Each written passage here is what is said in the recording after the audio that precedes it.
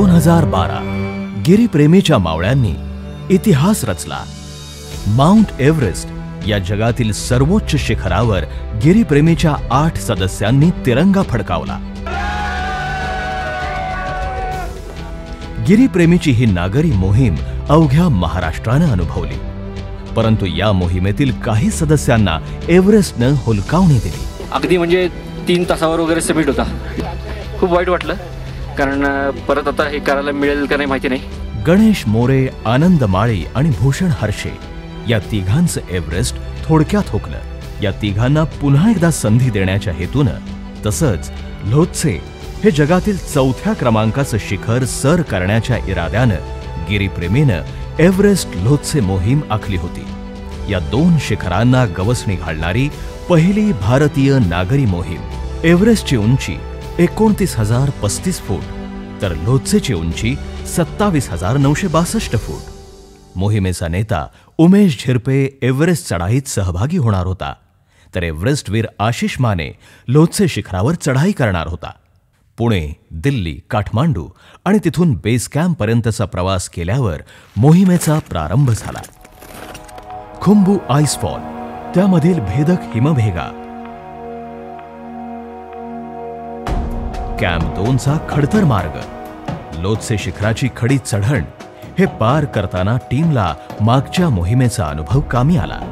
Camp 3 पासून लोत्से शिखरासाठीचा मार्ग वेगळा होतो। आशिष आणि 2 शेर्पा यांची लोत्सेच्या दिशेने वाटचाल सुरू झाली। समिट कॅम्प पासून लोत्सेचा मार्ग अत्यंत खडतर होता। टणक बर्फ आणि कठीण कातळ यांची चिंचोळी दरी, क्षणोक्षणी रॉकफॉलचा धोका, यातून मार्ग काढत आशिषनं समिट केलं। लोत्से शिखर सर करणारा तो महाराष्ट्रातला पहिला तर भारतातला 4था गिर्यारोहक ठरला। दुसऱ्या बाजूला एव्हरेस्ट मोहिमेनं नाट्यमय वळण घेतलं। समिटला निघायच्या दिवशी हवा खराब झाली, त्यामुळे समिट कॅम्पला मुक्काम वाढला। त्या परिस्थितीत कृत्रिम प्राणवायूचं गणित बिघडलं। एक सदस्य माघारी फिरल्यास सगळंच गणित साधणार होतं। उमेशनं मोहीम सोडायचा निर्णय घेतला आणि गणेश, आनंद, भूषण यांचा मार्ग सुकर केला। अत्यंत प्रतिकूल हवामानात समिटचा थरार सुरू झाला।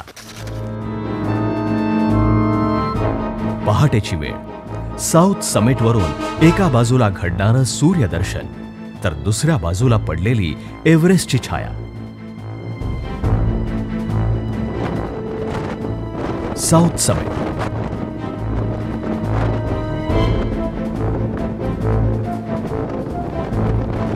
हिलरी स्टेपच्या पायथ्याशी